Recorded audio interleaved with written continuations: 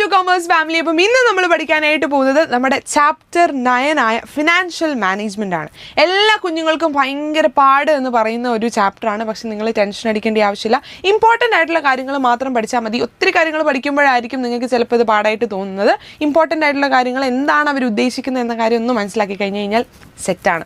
Okay, അപ്പം ഇതിൻ്റെ അകത്ത് മെയിനായിട്ട് വരുന്ന കാര്യങ്ങൾ എന്തൊക്കെ എന്ന കാര്യങ്ങൾ ഞാൻ പറയാം. അത് മാത്രമാണെങ്കിൽ നിങ്ങൾ പഠിച്ചാൽ മതി. പക്ഷേ പ്രശ്നം എന്നാന്ന് വെച്ച് കഴിഞ്ഞാൽ ഈ ചാപ്റ്റർ സ്കിപ്പ് ചെയ്യുന്നു എന്ന് വിചാരിച്ചിരിക്കുന്ന കുറേ കുഞ്ഞുങ്ങളുണ്ട്. അപ്പം അങ്ങനെ സ്കിപ്പ് ചെയ്യരുത്. നമുക്ക് 10 മാർക്കോളം നമുക്ക് വരുന്ന ഒരു ചാപ്റ്ററാണ്. അതുകൊണ്ട് വെറുതെ കളയരുത്. ഓക്കെ, അപ്പം ആദ്യം തന്നെ എന്താണ് ബിസിനസ് ഫിനാൻസ് നമുക്ക് നോക്കാം. ബിസിനസ് ഫിനാൻസ് എന്ന് പറഞ്ഞാൽ എന്താണ്? ബിസിനസ് ആക്ടിവിറ്റി ചെയ്യാൻ വേണ്ടി യൂസ് ചെയ്യുന്ന ഫിനാൻസിനെയാണ് ബിസിനസ് ഫിനാൻസ് എന്ന് പറയുന്നത് അല്ലേ. അപ്പം എന്താണ് ഫിനാൻഷ്യൽ മാനേജ്മെന്റ് എന്ന് പറഞ്ഞു കഴിഞ്ഞാൽ എന്താണ്? Financial management is concerned with optimal procurement as well as usage of finance. അല്ലേ, നമ്മുടെ കയ്യിലുള്ള ഫിനാൻസ് മാക്സിമം യൂട്ടിലൈസ് ചെയ്യുക, അല്ലെങ്കിൽ അതുകൊണ്ട് മാക്സിമം നമുക്കൊരു ഔട്ട്പുട്ട് കൊണ്ടുവരിക, അതിനെയാണ് ഫിനാൻഷ്യൽ മാനേജ്മെൻറ്റ് എന്ന് പറയുന്നത് അല്ലേ. നമുക്ക് തരുന്ന പൈസ എല്ലായിടത്തും നമ്മൾ ദൂർത്തടിച്ച് കളയുന്നതിനെ ഫിനാൻഷ്യൽ മാനേജ്മെൻറ്റ് എന്ന് പറയാനായിട്ട് പറ്റുമോ? ഇല്ല. ആവശ്യത്തിന് മാത്രം ഉപയോഗിച്ച് ബാക്കി സംഭവം നമ്മൾ സേവ് ചെയ്ത്, അതും സേവ് ചെയ്ത് ചുമ്മാ മാറ്റി വെക്കുകയല്ല, അത് കുറച്ചും കൂടെ എന്താണ് ആ ഒരു പൈസ വളരാൻ വേണ്ടി സാധിക്കുന്ന എവിടെയെങ്കിലും ഇൻവെസ്റ്റ് ചെയ്ത് ആ ഒരു തീരുമാനങ്ങളിലൊക്കെ വെച്ചാണ് നമ്മൾ എന്തെന്ന് പറയുന്നത് ഫിനാൻഷ്യൽ മാനേജ്മെന്റ് എന്ന് പറയുന്നത്. Keeping the risk under control and ensuring effective development of the fund develop ആവുന്നുണ്ടോ എന്ന കാര്യങ്ങൾ എൻഷുർ ചെയ്യേണ്ടതായിട്ടുണ്ട്. ഓക്കെ, അപ്പോൾ ഫിനാൻഷ്യൽ മാനേജ്മെന്റ് എന്താണെന്ന് ചോദിച്ചു കഴിഞ്ഞാൽ എൻ്റെ കുഞ്ഞുങ്ങൾ അത് എഴുതി വെക്കുക. പിന്നെ ഉള്ളതാണ് നമ്മുടെ ഫിനാൻഷ്യൽ മാനേജ്മെൻറ്റ് ഒബ്ജക്റ്റീവ്. അത് 2 എണ്ണമുണ്ട്. പ്രോഫിറ്റ് മാക്സിമൈസേഷനുണ്ട്, വെൽത്ത് മാക്സിമൈസേഷനുണ്ട്.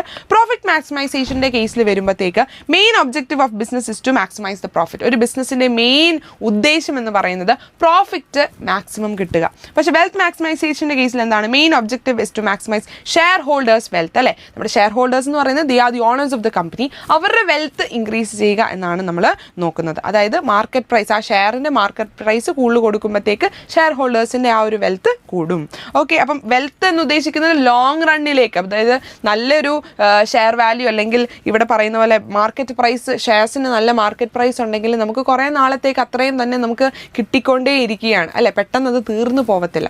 ഓക്കെ, അടുത്തതാണ് must earn sufficient profit to meet its expense to pay dividend to share holders and for the expansion and modernisation of the programmes. അപ്പോൾ ഇവിടെ പ്രോഫിറ്റ് മാക്സിമൈസേഷൻ്റെ കേസിൽ വരുന്ന എന്താണ്? നമ്മൾ സഫിഷ്യൻ്റ് ആയിട്ടുള്ള ഒരു പ്രോഫിറ്റ് നമ്മൾ എന്ത് ചെയ്യണം? നമുക്ക് എക്സ്പെൻസസ് ഒക്കെ മീറ്റ് ചെയ്യാൻ വേണ്ടി നമ്മൾ ഗെയിൻ ചെയ്യണം. അതുപോലെ തന്നെ ഷെയർ ഹോൾഡേഴ്സിന് ഡിവിഡൻഡ് കൊടുക്കണം അല്ലേ. ഷെയർ ഹോൾഡേഴ്സ് ആണല്ലോ പൈസ തരുന്നത്, അപ്പോൾ അവർക്ക് അതിനുള്ള ഡിവിഡൻഡ് നമ്മൾ കൊടുക്കണം. അതുപോലെ തന്നെ നമുക്ക് പ്രോഗ്രാംസ് ഒക്കെ മോഡേണൈസ് ചെയ്യാനും എക്സ്പാൻഡ് ചെയ്യാനും ഒക്കെ നമ്മൾ ആ ഒരു എമൗണ്ട് നമ്മൾ യൂസ് ചെയ്യും. അടുത്തതാണ് ദാ നോക്കിക്കേ, must ensure value addition to result in the increase in market price of shares and market price is link with the investment decision. Okay, ഇവിടെ പറയുന്നത് ഷെയർസിന്റെ വാല്യൂ ആഡ് ചെയ്യണം എന്നാണ് പറയുന്നത് അല്ലേ. നമ്മൾ ഈ ഗുഡ് വിൽ എന്നൊക്കെ പറയുന്ന പോലത്തെ ഒരു സംഭവമാണ് ഈ വെൽത്ത് എന്ന് പറയുന്നത്. അപ്പം അതുകൊണ്ട് ആ രീതിയിൽ അതൊന്ന് നോക്കുക. അടുത്തതാണ് traditional objective of financial management. നമ്മുടെ പ്രോഫിറ്റ് മാക്സിമൈസേഷൻ എന്ന് പറയുന്നത് ഫിനാൻഷ്യൽ മാനേജ്മെന്റ് ഒരു ട്രഡീഷണൽ ഒബ്ജക്റ്റീവ് ആണ്. ഇവിടെ വെൽത്ത് മാക്സിമൈസേഷൻ എന്ന് പറഞ്ഞാൽ മോഡേൺ ഒബ്ജക്റ്റീവ് ആയിട്ടാണ് വരുന്നത്. ഫിനാൻഷ്യൽ മാനേജ്മെന്റിന്റെ ഒരു മോഡേൺ ഒബ്ജക്റ്റീവ് ആയിട്ടാണ് വരുന്നത്. ഓക്കെ, അപ്പോൾ അത് ജസ്റ്റ് ഒന്ന് പഠിച്ചാൽ മതി. 2-3 പോയിന്റ്സ് സിമ്പിൾ ആയിട്ടുള്ള എൻ്റെ കുഞ്ഞുങ്ങൾക്ക് പറ്റുന്ന രീതിയിലുള്ള ഒരു 3 പോയിന്റുകൾ പഠിച്ചു വെക്കുക.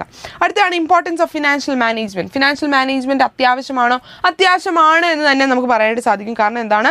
ഫണ്ട് ഏറ്റവും മിനിമം കോസ്റ്റിൽ അക്വയർ ചെയ്യാൻ വേണ്ടി നമ്മളെ സഹായിക്കും. അതുപോലെ തന്നെ കിട്ടിയ ഫണ്ട് മാക്സിമം ഒപ്റ്റിമം യൂട്ടിലൈസ് ചെയ്യാൻ വേണ്ടി സഹായിക്കും. Helps in generating sufficient profit അല്ലേ. നല്ലൊരു പ്രോഫിറ്റ് ഗെയിൻ ചെയ്യാനായിട്ട് സാധിക്കും. It secures a stable growth to the enterprise. അപ്പോൾ ഒരു എൻ്റർപ്രൈസിന് ഒരു സ്റ്റേബിൾ ആയിട്ടുള്ള ഒരു ഗ്രോത്തിന് വേണ്ടി സഹായിക്കും. It ensure safety of fund through creation of reserves and re investment of fund. അതായത് നമുക്ക് കിട്ടുന്ന ഫണ്ട് മൊത്തം എടുത്ത് നമ്മളെന്താണ് ചുമ്മാ സാധനങ്ങൾ വാങ്ങിക്കാനും അതിനും ഇതിനൊന്നും ചിലവാക്കാതെ നമ്മൾ റീ ഇൻവെസ്റ്റ്മെൻറ്റ് ചെയ്യുക, റിസർവ്സ് ആയിട്ട് മാറ്റി വെക്കുക. അതൊക്കെ ചെയ്യുവാണെങ്കിൽ എന്തെങ്കിലും പ്രശ്നങ്ങൾ വരുമ്പോഴത്തേക്ക് നമുക്കതൊക്കെ യൂസ് ചെയ്യാനായിട്ട് സാധിക്കും.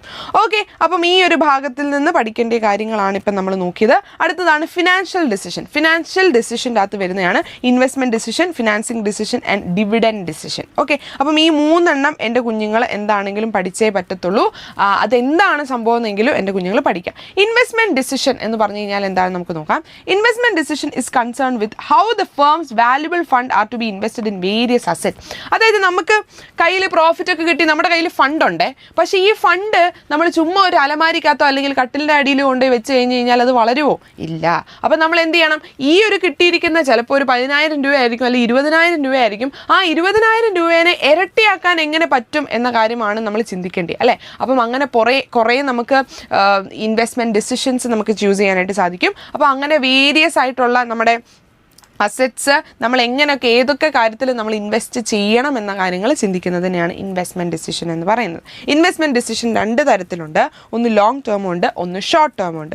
ലോങ് ടേം എന്ന് പറയുന്നത് നമ്മുടെ ക്യാപിറ്റൽ ബഡ്ജറ്റിങ്ങും, ഷോർട്ട് ടേം എന്ന് പറയുന്നത് working capital management. Working capital എന്ന് പറയുമ്പോൾ നമുക്കറിയാം ഡേ ടു ഡേ ആക്ടിവിറ്റീസിന് യൂസ് ചെയ്യുന്നതാണ്, അതുകൊണ്ട് തന്നെ അത് ഷോർട്ടാണ്. ലോങ് ടേം എന്ന് പറയുന്നത് ക്യാപിറ്റൽ ബഡ്ജറ്റിംഗ് ആണ്. ഓക്കെ, അതൊന്ന് ഓർത്ത് വെക്കുക.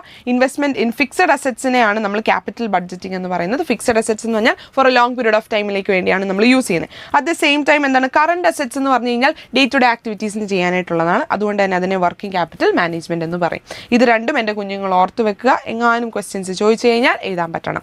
ഫാക്ടേഴ്സ് അഫക്റ്റിംഗ് ഇൻവെസ്റ്റ്മെന്റ് ഡിസിഷൻ ഇതിൻ്റെ അകത്ത് വരുന്നത് എന്താണ്? First one cash flow of the project, അല്ലേ? ഒരു പ്രോജക്റ്റ് ചെയ്യുന്ന സമയത്ത് നമുക്ക് ഇൻഫ്ലോ ഔട്ട്ഫ്ലോ എത്രയാണ് വരുന്നത് എന്ന കാര്യങ്ങൾ നമ്മൾ നോക്കുന്നു. അപ്പോൾ നിങ്ങളിപ്പോൾ ഓർക്കും എന്താണ് ഇൻഫ്ലോ ഔട്ട്ഫ്ലോ, നമ്മുടെ കയ്യിൽ നിന്ന് പൈസ പോകുന്ന എത്രയാണെന്നും നമുക്ക് ഇങ്ങോട്ട് എത്ര പൈസയാണ് കിട്ടുന്നത് എന്ന കാര്യങ്ങൾ നമ്മൾ നോക്കണം. അടുത്തതാണ് റേറ്റ് ഓഫ് റിട്ടേൺ. അതായത് ഇവിടെ പറയുന്നുണ്ട് ഒരു പ്രോജക്റ്റ് സെലക്ട് ചെയ്യുമ്പോഴത്തേക്ക് അതിൽ നിന്ന് നമുക്ക് എന്തുമാത്രം റിട്ടേൺ കിട്ടുന്നു എന്ന കാര്യം നമ്മൾ നോക്കണം. പിന്നെ റിസ്ക് ഇൻവോൾവ്, അല്ലേ? വളരെയധികം റിസ്ക് ഉള്ള ഒരു സംഭവമാണെങ്കിൽ നമുക്ക് ചിലപ്പോൾ പ്രോഫിറ്റ് കിട്ടിയെന്ന് വരില്ല, അല്ലേ? The degree of risk involve in each project should be assessed before making A long term investment. നമ്മൾ പ്രത്യേകിച്ച് ഒരു ലോങ് ടേം ഇൻവെസ്റ്റ്മെന്റിലേക്കാണ് പോകുന്നതെങ്കിൽ ഇതിൽ നിന്ന് നമുക്ക് നല്ല റിട്ടേൺ കിട്ടും എന്ന് ഉറപ്പുണ്ടെങ്കിൽ മാത്രമേ അതിലേക്ക് ചാടിക്കയറാവുള്ളൂ. അടുത്തതാണ് ഫിനാൻസിങ് ഡിസിഷൻ. എന്താണ് financing decision? Financing decision involves identification of various available source, അല്ലെ? പല ഫിനാൻസ് സോഴ്സുകൾ നമ്മുടെ മുന്നിലുണ്ട്. അതിൽ ഏറ്റവും സ്യൂട്ടബിൾ ആയിട്ടുള്ള എന്താണ് ഫിനാൻസ് സംഭവം എന്താണെന്ന് നമ്മൾ ഐഡന്റിഫൈ ചെയ്യുന്നു. അതിനെയാണ് ഫിനാൻസിങ് ഡിസിഷൻ എന്ന് പറയുന്നത്. ഓക്കെ, അപ്പോൾ 2 സോഴ്സുകളുണ്ട്. ഒന്ന് ഷെയർ ഹോൾഡേഴ്സ് ഫണ്ട് അല്ലെങ്കിൽ ഓണേഴ്സ് ഫണ്ടും ഉണ്ട്, ഒന്ന് ബോറോഡ് ഫണ്ടും ഉണ്ട്. അപ്പം ഏതൊക്കെ ബിസിനസ്സിന് ഏതൊക്കെ ടൈപ്പ് ഓഫ് ഫണ്ട് യൂസ് ചെയ്താലാണ് നമുക്ക് പ്രോഫിറ്റ് കിട്ടുന്നത് അല്ലെങ്കിൽ നമ്മൾ രക്ഷപ്പെടുന്നത് എന്ന കാര്യങ്ങൾ നമ്മൾ ഐഡന്റിഫൈ ചെയ്യണം.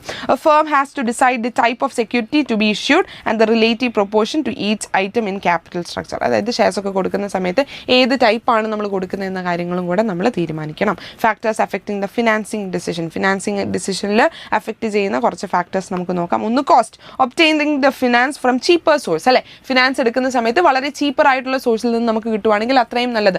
ചില സ്ഥലങ്ങളിലൊക്കെ കൂടുതൽ ഇൻട്രസ്റ്റ് കൊടുക്കേണ്ടതായിട്ട് വരും. അപ്പം അങ്ങനെ ഇൻട്രസ്റ്റ് അധികം കൊടുക്കേണ്ടാത്ത അല്ലെങ്കിൽ നമുക്ക് പെട്ടെന്ന് തന്നെ ചോദിക്കുന്നതുകൊണ്ട് പൈസ കിട്ടുന്ന സ്ഥലത്ത് നിന്ന് നമുക്ക് കിട്ടാൻ ചീപ്പർ ആയിട്ടുള്ള സോഴ്സിൽ നിന്ന് നമുക്ക് അവൈലബിൾ ആക്കണം. പിന്നെ എന്താണ് risk involved in each source should be evaluated. ഏത് രീതിയിൽ എടുത്താലായിരിക്കും നമുക്ക് റിസ്ക് കുറവ് എന്ന കാര്യങ്ങൾ നമ്മൾ ഐഡന്റിഫൈ ചെയ്യണം. ഫ്ലോട്ടേഷൻ കോസ്റ്റ് എന്ന് പറഞ്ഞു കഴിഞ്ഞാൽ നമ്മൾ ഈ ഷെയർസ് ഒക്കെ കൊടുക്കുന്ന സമയത്ത് നമ്മൾ അണ്ടർ റൈറ്റിംഗ് ആൾക്കാരെയൊക്കെ വിളിക്കും, അല്ലെ? അണ്ടർ റൈറ്റിംഗ്സ് ഒക്കെ കൊടുക്കും. അപ്പം അതിന് വേണ്ടി നമുക്ക് കുറച്ച് പൈസ ആവശ്യം വരും. അപ്പോൾ ഫ്ലോട്ടേഷൻ കോസ്റ്റിന്റെ എക്സ്പെൻസ് ഒക്കെ നമ്മൾ എങ്ങനെ ആയിരിക്കും വരുന്നത് എന്ന കാര്യങ്ങൾ നമ്മൾ നോക്കണം, അല്ലെ? അണ്ടർ റൈറ്റിംഗ് കമ്മീഷൻ ഉണ്ട്, ബ്രോക്കറേജ് ഉണ്ട്, എക്സ്പെൻസസ് ഓഫ് പ്രോസ്പെക്ടേഴ്സ് ഉണ്ട്. അപ്പം അങ്ങനത്തെ സംഭവങ്ങളൊക്കെ നമുക്ക് ഏറ്റവും ലോവർ ആയിട്ടുള്ള കാര്യങ്ങൾ കൺസിഡർ ചെയ്യുക. Cash flow position, strong cash flow position normally recommends more of ഡെപ്റ്റ് ഫിനാൻസിങ് ആയിരിക്കും റെക്കമെൻഡ് ചെയ്യുന്നത്. 5-ാമത്തെയാണ് ഫിക്സഡ് ഓപ്പറേറ്റിംഗ് കോസ്റ്റ്. അതായത് if fixed operating cost like building rent, insurance premium അല്ലെങ്കിൽ സാലറീസ് എന്നൊക്കെ പറഞ്ഞു കഴിഞ്ഞാൽ സ്ഥിരം നമ്മൾ കൊടുക്കുന്ന സംഭവമാണ്, അല്ലേ? സാലറി എല്ലാ മാസവും കൊടുക്കണം, റെന്റും എല്ലാ മാസവും കൊടുക്കണം, അല്ലേ? അപ്പോൾ സ്ഥിരം കൊടുക്കുന്ന ഒരു സംഭവം നമ്മൾ ബോറോഡ് ഫണ്ടിൽ നിന്ന് എടുത്തു കഴിഞ്ഞാൽ ഇച്ചിരി റിസ്ക് ഫാക്ടർ അവിടെ ഉണ്ട്. എങ്ങാനും നമുക്ക് അതിനുള്ള ഒരു ഫണ്ട് നമുക്ക് തിരിച്ച് കിട്ടിയില്ലെങ്കിൽ നമുക്കതൊരു നഷ്ടമായിട്ട് മാറും, അല്ലേ? അപ്പം അതുകൊണ്ട് തന്നെ അത് ഓണേഴ്സ് ഫണ്ടിൽ നിന്ന് എടുക്കുന്ന ഓൺഡ് ഫണ്ടിൽ നിന്ന് എടുക്കുന്നത് തന്നെ ആയിരിക്കും നല്ലത് എന്നാണ് ഇവിടെ പറയുന്നത്. It must reduce the fixed financing cost by having resort to more of own fund rather than borrowed fund. Okay, അടുത്ത 6-ാമത്തെ പോയിന്റ് ആണ് control. More of own fund dilutes the management control over business, അല്ലേ? Own fund ആണെങ്കിൽ എൻ്റെ സ്വന്തമാണെന്നുള്ളൊരു തോന്നൽ വന്നൊരു control അതിൻ്റെ മേൽ വരും. പക്ഷേ ഡെപ്റ്റ് ഫിനാൻസിങ് അതിന് അത്ര വലിയ സീൻ വരില്ല എന്നാണ് പറയുന്നത്. ഡെപ്റ്റ് financing has no such danger, അങ്ങനത്തെ വലിയ ഡേഞ്ചർ ഒന്നും വരില്ല. 7-ാമത്തെയാണ് state of capital market. Health of capital market also determines the choice of fund and during a period of rising market rise ചെയ്യുന്ന സമയത്ത് more people will come forward to invest in equity invest ചെയ്യാനായിട്ട് വരും. അപ്പം ആ capital മാർക്കറ്റും ഇതിൻ്റെ ഒരു ഭാഗമാണ്, അതിനെ അഫക്റ്റ് ചെയ്യുമെന്നാണ് പറയുന്നത്. അടുത്തതാണ് ഡിവിഡൻഡ് ഡിസിഷൻ. ഡിവിഡൻഡ് എന്ന് പറഞ്ഞു കഴിഞ്ഞാൽ എന്താണെന്ന് അറിയാമോ?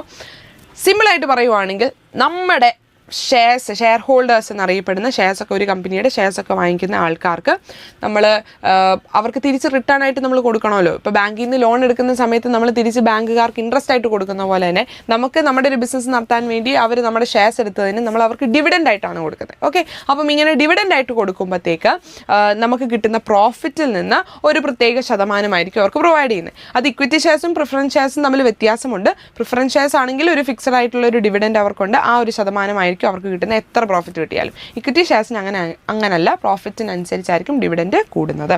അപ്പോൾ നോക്കിക്കേ, term dividend means the part of profit of the company which is distributed to the share holders. അതാണ് മിസ് പറഞ്ഞത്. Company can utilise its profit in 2 ways. 2 രീതിയിൽ അവർക്ക് യൂട്ടിലൈസ് ചെയ്യാം.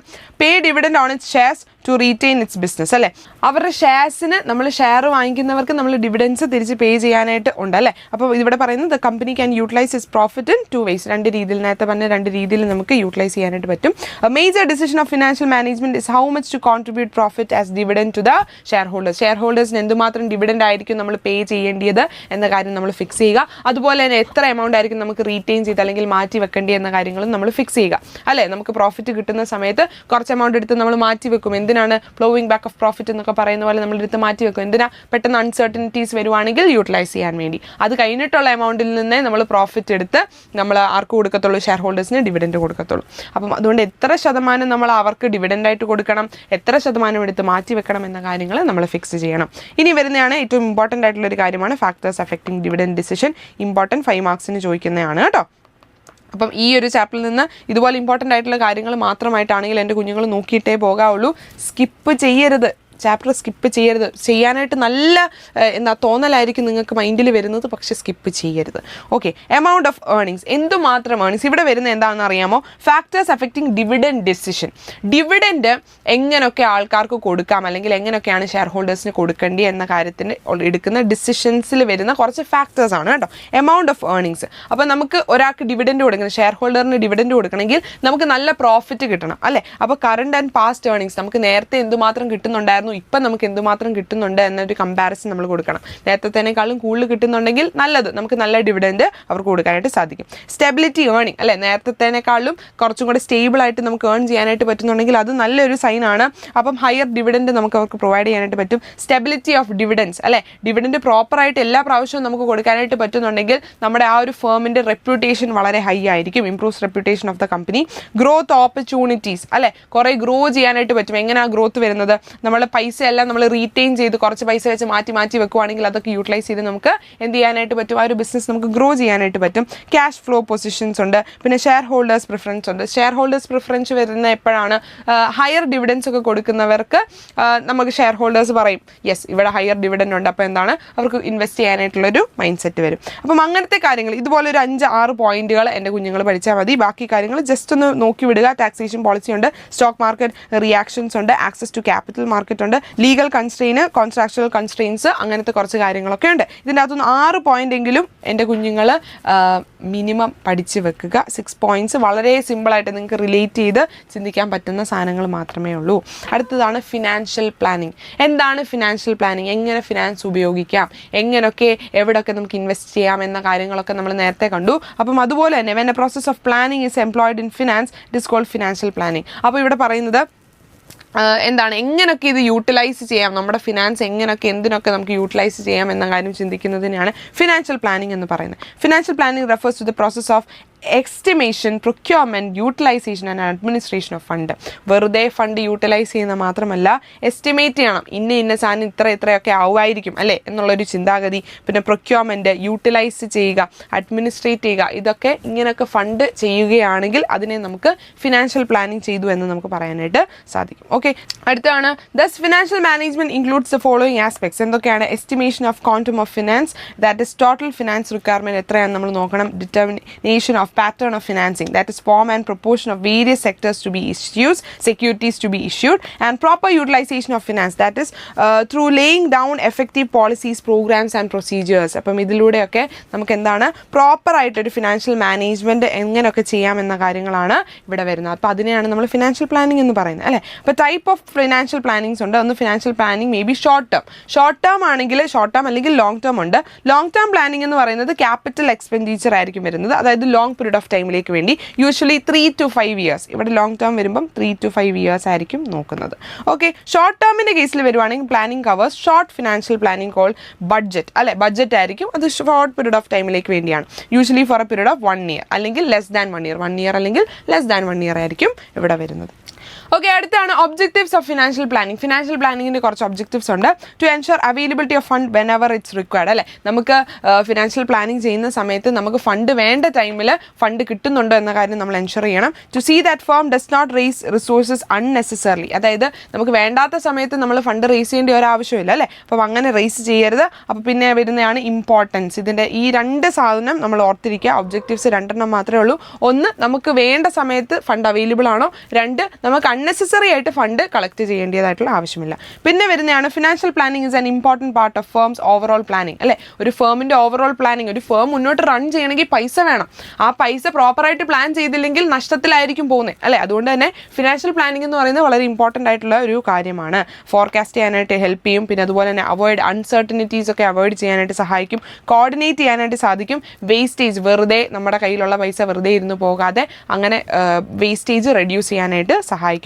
ലിങ്കേജ് ഉണ്ട്, ഈസി വാല്യൂഷൻ ഉണ്ട്. ഒരു 3 to 4 പോയിന്റ് വരെ എൻ്റെ കുഞ്ഞുങ്ങളൊന്ന് പഠിച്ചു വെച്ചാൽ മതി. അടുത്തതാണ് ക്യാപിറ്റൽ സ്ട്രക്ചർ. എന്താണ് ക്യാപിറ്റൽ സ്ട്രക്ചർ?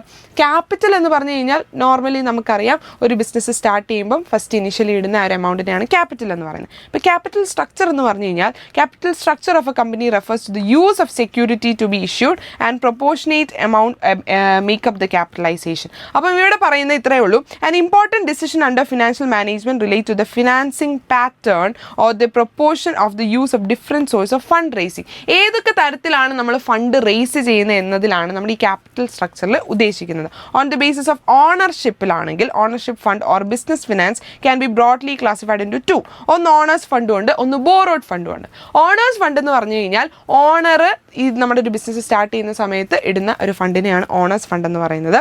ഈ ഒരു ഓണേഴ്സ് ഫണ്ട് വെച്ച് നമുക്ക് ഫുൾ മുന്നോട്ട് പോകാമെന്ന് വെച്ച് കഴിഞ്ഞാൽ അത് ഇച്ചിരി ബുദ്ധിമുട്ടായിട്ടുള്ള കാര്യമാണ്. അല്ലെങ്കിൽ അതുപോലെ വൻ റിച്ച് ടീമായിരിക്കണം. പക്ഷെ എന്നാലും ഓണേഴ്സ് ഫണ്ട് മാത്രമായിട്ട് നമുക്ക് മുന്നോട്ട് പോകാനായിട്ട് പറ്റത്തില്ല. Owners fund includes equity share capital, preference share capital and reserves and surplus or retained earnings. ഇതൊക്കെ ഇന്റേണൽ ഫിനാൻസിൽ വരുന്ന സംഭവങ്ങളാണ്. Borrowed fund includes loans, debentures, public deposits, അങ്ങനത്തെ സാധനങ്ങളൊക്കെ ആയിരിക്കും. അല്ലെ, കടമായിട്ട് വാങ്ങിക്കുന്ന സാധനങ്ങളായിരിക്കും. This may be borrowed from bank, financial institution, debenture holders and the public. Okay, അത് ജസ്റ്റ് ഒന്ന് എൻ്റെ കുഞ്ഞുങ്ങൾ പഠിച്ചു വെക്കുക. പിന്നെ ഏറ്റവും ഇമ്പോർട്ടൻ്റ് ആയിട്ട് വരുന്ന സാധനമാണ് ഫിനാൻഷ്യൽ ലിവറേജ്. എന്താണ് ഫിനാൻഷ്യൽ ലിവറേജ് എന്ന സംഭവം നമുക്ക് നോക്കാം. ദ പ്രൊപ്പോർഷൻ ഓഫ് ഡെപ്റ്റ് in overall capital is called financial leverage. Financial leverage എന്ന് പറഞ്ഞാൽ സിമ്പിളായിട്ട് ഞാനൊരു എക്സാമ്പിൾ പറഞ്ഞു തരാം.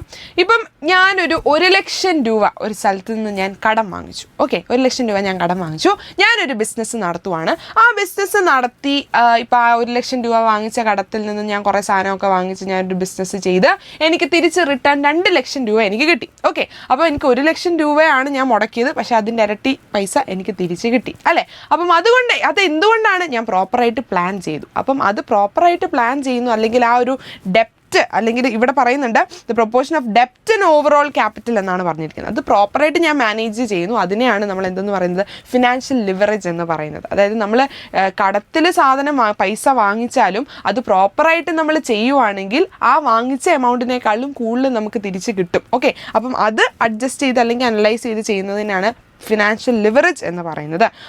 പിന്നെ വേറൊരു കേസ് എന്ന് പറഞ്ഞു കഴിഞ്ഞാൽ ഇത് പ്രോപ്പറായിട്ട് പ്ലാൻ ചെയ്ത് ചെയ്യാൻ പറ്റുന്ന ആൾക്കാർക്ക് ഏറ്റവും നല്ല പരിപാടിയാണ്. പക്ഷേ അവിടെ ഒരു റിസ്ക് ഫാക്ടർ ഉണ്ട്. എങ്ങാനും കയ്യിൽ നിന്ന് പോയി കഴിഞ്ഞ് കഴിഞ്ഞാൽ അത് സീനാവും. അതാണ് ഇവിടെ പറയുന്നത്. As a financial leverage increase അല്ലെങ്കിൽ ഹൈലി ഗിയർഡ് ആവുകയാണെങ്കിൽ the cost of fund declines because of the increase use of low cost ഡെപ്റ്റ്, but at the same time financial risk increase. അല്ലേ, അടുത്തതാണ് നമ്മുടെ ഫിക്സഡ് ആൻഡ് വർക്കിംഗ് ക്യാപിറ്റൽ. എന്താണ് fixed capital, എന്താണ് working capital എന്ന് നമുക്ക് നോക്കാം. ഫിക്സഡ് ക്യാപിറ്റൽ എന്ന് പറഞ്ഞാൽ എന്താണ്? Fixed capital refers to investment in long term or fixed asset like building, plant and machinery. അല്ലേ, നമ്മൾ അക്കൗണ്ടൻസിക്കകത്തൊക്കെ പഠിക്കാനാണ് ബിൽഡിംഗ്, പ്ലാന്റ് ആൻഡ് മെഷീനറി എന്നൊക്കെ പറയുന്നത് ഫിക്സഡ് ക്യാപിറ്റലാണ്. These assets are purchase not for resale but are kept permanently in the business. ബിസിനസ്സിന് വേണ്ടിയാണ് വാങ്ങിക്കുന്നത്, അല്ലാതെ അത് വേറെ റീസെയിൽ ചെയ്യാൻ വേണ്ടിയല്ല. Such asset remain in business for a period more than 1 year. 1 വർഷത്തിന് മേലെ അത് അവിടെ തന്നെ കാണും. അല്ലേ, ബിൽഡിംഗ് ആയിക്കോട്ടെ, പ്ലാന്റ് ആയിക്കോട്ടെ, മെഷീനറി ആയിക്കോട്ടെ, നമ്മൾ ഇന്ന് വാങ്ങിച്ച് നാളെ വിൽക്കുവാണോ? അല്ല, അത് ബിസിനസ്സിൻ്റെ കൂടെ തന്നെ for a long period of ടൈമിലേക്ക് കാണും. അല്ലേ, അപ്പോൾ factors affecting the requirement of fixed capital. അപ്പോൾ ഫിക്സഡ് ക്യാപിറ്റലിന് വേണ്ടിയുള്ള രീതിയിലുള്ള ഫാക്ടേഴ്സ് റിക്വയർമെൻറ്റ്സിനെ അഫക്റ്റ് ചെയ്യുന്ന കുറച്ച് ഫാക്ടേഴ്സാണ് നോക്കാനായിട്ട് പോകുന്നത്. Nature of business. അപ്പോൾ നമുക്ക് നോക്കാം. Manufacturing enterprise and public utility concern require a large amount of fixed capital as compare to the trading concern. അതായത് for a long period of ടൈമിലേക്ക് വേണ്ടി ആയതുകൊണ്ട് തന്നെ നമുക്ക് ഹ്യൂജ് ആയിട്ടുള്ള ഒരു ക്യാപിറ്റൽ അവിടെ ആവശ്യമുണ്ട്. സ്കെയിൽ ഓഫ് ഓപ്പറേഷൻ, അതായത് നമ്മുടെ ഒരു ബിസിനസ്സിൻ്റെ സൈസാണ് നോക്കുന്നത്. വലിയ രീതിയിൽ നടത്താനാണെങ്കിൽ അതിനനുസരിച്ചുള്ള ക്യാപിറ്റൽ നമുക്ക് ആവശ്യമുണ്ട്. ചെറിയ രീതിയിലാണെങ്കിൽ അതിനനുസരിച്ചായിരിക്കും നമ്മുടെ ഫിക്സഡ് ക്യാപിറ്റലിൻ്റെ ആവശ്യം വരുന്നത്. മൂന്നാമത്തെയാണ് choice of technique of production ഉണ്ട്. Capital investment organisation require higher investment in fixed asset. അല്ലേ, ഫിക്സഡ് അസറ്റിൻ്റെ കേസിൽ എപ്പോഴും ഹയർ ഇൻവെസ്റ്റ്മെന്റ് ആയിരിക്കും വരുന്നത്. ടെക്നോളജി അപ്ഗ്രഡേഷൻ, അല്ലേ, ഓരോ പുതിയ കാര്യങ്ങൾ വരുന്ന അനുസരിച്ച് നമുക്ക് അതിന് വേണ്ടി കൂടുതൽ ഇൻവെസ്റ്റ് ചെയ്യേണ്ടതായിട്ടുണ്ട്. ഗ്രോത്ത്, അല്ലേ, നമുക്ക് ഹയർ ഗ്രോത്ത് വേണമെങ്കിൽ അതിന് വേണ്ടിയുള്ള കൂടുതൽ ഇൻവെസ്റ്റ്മെന്റ് നമ്മൾ കൊടുത്താൽ മാത്രമേ നമുക്ക് കിട്ടത്തുള്ളൂ. അങ്ങനെ ഒരു 3, 4, 5 പോയിന്റുകൾ എൻ്റെ കുഞ്ഞുങ്ങളൊന്ന് പഠിച്ചിരുന്നാൽ മതി. ഓക്കെ, അടുത്തതാണ് working capital. Okay, working capital എന്ന് പറഞ്ഞു കഴിഞ്ഞാൽ എന്താണ്? ഫിക്സഡ് ക്യാപിറ്റൽ എന്താണ് നമ്മൾ പറഞ്ഞു? ഫിക്സഡ് അസറ്റ്സിനൊക്കെ വേണ്ടി യൂസ് ചെയ്യുന്ന ആ ഒരു എമൗണ്ടിനെയാണ് ഫിക്സഡ് ക്യാപിറ്റൽ എന്ന് പറയുന്നത്. വർക്കിംഗ് ക്യാപിറ്റൽ എന്ന് പറഞ്ഞു കഴിഞ്ഞാൽ ഡേ ടു ഡേ ആക്ടിവിറ്റീസിന് വേണ്ടി നമ്മൾ യൂസ് ചെയ്യുന്ന മണിയാണ്. അല്ലേ, capital invested current assets like stock, debtors, bills receivable, short term securities, cash, bank balance for meeting day to day expenses. അല്ലേ, അപ്പോൾ വർക്കിംഗ് ക്യാപിറ്റൽ എന്ന് പറഞ്ഞു കഴിഞ്ഞാൽ എന്താണ്? ഡേ ടു ഡേ കാര്യങ്ങൾ നടത്താൻ വേണ്ടി നമുക്ക് ചെറിയ ചെലവുകൾ കാര്യങ്ങളൊക്കെ വരും. അതൊക്കെ നമ്മൾ മീറ്റ് ചെയ്യാൻ വേണ്ടിയാണ് നമ്മുടെ വർക്കിംഗ് ക്യാപിറ്റൽ യൂസ് ചെയ്യുന്നത്. അപ്പോൾ factors affecting the requirements of working capital എന്തൊക്കെയാണ്? നേച്ചർ ഓഫ് ബിസിനസ്, നേരത്തെ നമ്മൾ പറഞ്ഞ പോലെ തന്നെ കാര്യങ്ങൾ അഫക്റ്റ് ചെയ്യുന്നുണ്ട്. Nature of the business which do not keep very high stock of goods which sells goods on cash basis can manage with less working capital. അതായത് നമുക്ക് ക്യാഷിൻ്റെ എക്സ്പെൻസസ് ഒന്നും അധികം വരാത്ത ടൈപ്പ് ഓഫ് ബിസിനസ് ഒക്കെ ആണെങ്കിൽ നമുക്ക് വർക്കിംഗ് ക്യാപിറ്റൽ കുറച്ചുള്ള വർക്കിംഗ് ക്യാപിറ്റൽ നമുക്ക് മതി. Scales of operations, firms which operates A large scale maintain more inventory and debtors and therefore require more working capital than small scale firm. ഇവിടെ വരുന്നത് എന്താണ്? അതായത് day to day activities കൂടുതലുള്ള ഫേംസിന് നമ്മുടെ working capital കൂടുതലായിരിക്കും വേണ്ടത്. ഡേ ടു ഡേ ആക്ടിവിറ്റീസ് കുറവായിട്ടുള്ള firms, നേരെ ഫസ്റ്റ് പോയിന്റിൽ അതാണ് പറഞ്ഞത്, കുറവായിട്ടുള്ള ഫേംസ് ആണെങ്കിൽ എന്താണ്? അത്രയും നമ്മുടെ വർക്കിംഗ് ക്യാപിറ്റൽ അവിടെ ആവശ്യം വരില്ല എന്നാണ് പറയുന്നത്. ബിസിനസ് സൈക്കിൾ എന്ന് പറഞ്ഞു കഴിഞ്ഞാൽ എന്താണ്? ബിസിനസ് സൈക്കിളിൻ്റെ സമയത്ത് നമുക്ക് ഏറ്റവും കൂടുതൽ സെയിൽസ് ഒക്കെ നടക്കുന്ന സമയത്താണ് ബിസിനസ് അല്ലെങ്കിൽ ബൂം വരിക എന്നൊക്കെ നമ്മൾ പറയും. അല്ലേ, higher amount of working capital is required. ആ സമയത്ത് higher amount of working capital required ആണ്. കാരണം ആ സമയത്ത് ഒരുപാട് ഫംഗ്ഷൻസ് നടക്കുന്ന ടൈമാണ്. അതുകൊണ്ട് തന്നെ ആ സമയത്ത് നമുക്ക് വർക്കിംഗ് ക്യാപിറ്റൽ ആവശ്യമാണ്. ഓക്കെ, അപ്പം അങ്ങനത്തെ കുറച്ച് പോയിന്റ്സ്, ഒരു 4-5 പോയിന്റ്സ് എൻ്റെ കുഞ്ഞുങ്ങൾ പഠിച്ചു വെച്ചാൽ മതി. Production cycle, the time interval between the recipient of raw materials and the conversion in to finished goods. അല്ലേ, നമ്മുടെ റോ മെറ്റീരിയൽസ് വാങ്ങിച്ചു ഫിനിഷ്ഡ് ഗുഡ്സിലോട്ട് മാറ്റുന്ന ആ ഒരു ടൈം പീരീഡിൽ നമുക്ക് പൈസ ആവശ്യമുണ്ട്. അപ്പം ആ ഒരു ടൈമിൽ അതിനെയാണ് പ്രൊഡക്ഷൻ സൈക്കിൾ എന്ന് പറയുന്നത്. Working capital requirement is higher in the firms with longer production cycle. അപ്പം കുറേ ടൈം എടുത്ത് ഒരു സാധനം പ്രൊഡ്യൂസ് ചെയ്തെടുക്കേണ്ടിയ ടൈപ്പ് ഓഫ് ഫേം ആണെങ്കിൽ അവിടെ ഇച്ചിരി വർക്കിംഗ് ക്യാപിറ്റൽ കൂടുതൽ നമുക്ക് ആവശ്യമുണ്ട്.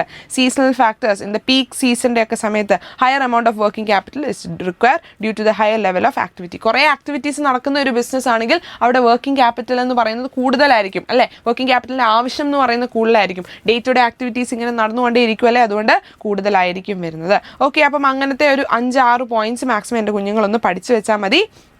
വേറെ നിങ്ങൾക്ക് ഇതിൻ്റെ അകത്തുനിന്ന് ഈസി ആയിട്ട് പഠിക്കാൻ പറ്റുന്ന പോയിന്റ്സ് ഉണ്ടെങ്കിൽ അത് നോക്കുക. ഈ ആദ്യത്തെ ഒരു 3-4 പോയിന്റ്സ് വളരെ സിമ്പിൾ ആയതുകൊണ്ടാണ് അത് തന്നെ പഠിക്കാനായിട്ട് പറഞ്ഞത്. കാരണം നിങ്ങൾക്ക് വേറെ കൺഫ്യൂഷൻസ് ഒന്നും വരത്തില്ല. ബാക്കി പോയിന്റ്സ് വെച്ച് നിങ്ങൾക്ക് കമ്പയർ ചെയ്യാനായിട്ടും പറ്റും. ഓക്കെ, അപ്പം ഈ ഒരു ചാപ്റ്റർ ഇത്രയുമാണ് ഇമ്പോർട്ടൻ്റ് ആയിട്ടുള്ള കാര്യങ്ങൾ. അത് മാത്രമെങ്കിലും പഠിച്ചിട്ട് പോകുക. കുറേ കുഞ്ഞുങ്ങൾ പറയുന്ന ഒരു സാധനമാണ് ഈ ചാപ്റ്റർ സ്കിപ്പ്. പക്ഷെ സ്കിപ്പ് ചെയ്യരുത്. വെറുതെ നിങ്ങളുടെ അത്രയും മാർക്ക് നിങ്ങൾ കളയും. ഇത്രയും കാര്യങ്ങളൊക്കെ ജസ്റ്റ് ഒന്ന് പഠിച്ചു വെക്കുവാണെങ്കിൽ വർക്കിംഗ് ക്യാപിറ്റൽ എന്ന് പറഞ്ഞാൽ എന്താണ്, ഫിക്സഡ് ക്യാപിറ്റൽ എന്ന് പറഞ്ഞു കഴിഞ്ഞാൽ എന്താണ്, ഫിക്സഡ് അസറ്റ്സ് വാങ്ങിക്കാൻ വേണ്ടി യൂസ് ചെയ്യുന്ന ആ ഒരു എമൗണ്ടിനെയാണ് ഫിക്സഡ് ക്യാപിറ്റൽ എന്ന് പറയുന്നത്. വർക്കിംഗ് ക്യാപിറ്റൽ എന്ന് പറഞ്ഞു കഴിഞ്ഞാൽ ഡേ ടു ഡേ ആക്ടിവിറ്റീസ് ചെയ്യാൻ വേണ്ടി പൈസ വേണം. അല്ലേ, അതിന് വേണ്ടിയുള്ള എമൗണ്ടിനെയാണ് വർക്കിംഗ് ക്യാപിറ്റൽ എന്ന് പറയുന്നത്. അപ്പം അതിൻ്റെ ഫാക്ടേഴ്സ് അഫക്റ്റിങ്ങും ജസ്റ്റ് ഒന്ന് പഠിച്ചു വെക്കുക. സിമ്പിൾ ആയിട്ടുള്ള കാര്യമാണ്. മിനിമം അത് 2 എണ്ണമെങ്കിലും എൻ്റെ കുഞ്ഞുങ്ങൾ പഠിക്കുക. കാരണം 3-4 മാർക്കിനൊക്കെ അത് ചോദിച്ച് കണ്ടിട്ടുണ്ട്. അപ്പോൾ അതുകൊണ്ട് പഠിച്ചു വെക്കുക. ഓക്കെ, അപ്പം അങ്ങനെയാണെങ്കിൽ അടിപൊളിയായിട്ട് പഠിക്കുക. അടുത്ത വീഡിയോ ആയിട്ട് മിസ് വരുന്നതായിരിക്കും. അതുവരെ ബൈ.